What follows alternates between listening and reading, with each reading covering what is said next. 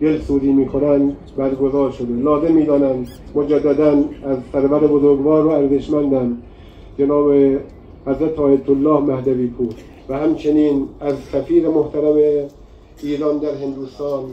و اعزه محترم جناب کلب جواد نقوی و جناب سید کلب رشید رضوی که زحمات زیادی رو برای برگزاری این برنامه و دبیرخانه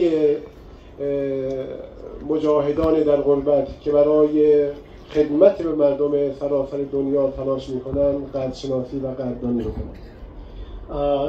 शहीद हज कसम सलामानी का जो मकतब फ़िक्री है, जो स्कूल ऑफ थॉट है, वो ज़िंदा है और इसी तरह शहीद अब्दुल्ला रईसी का जो मकतब है वो भी ज़िंदा रहेगा। मैं उन तमाम हज़रात का, ऑर्गेनाइज़र्स का शुक्रिया अदा करता हूँ कि जिन्होंने आलमी सतह पर होने वाले इस नवें इजलास का अहतमाम किया, कि जो अहतमाम उन लोगों की तरफ से है जो लोग रेजिस्टेंस में, मुकावमत में और जुल्म के ख़िलाफ़ खड़े होने में यकीन रखते हैं और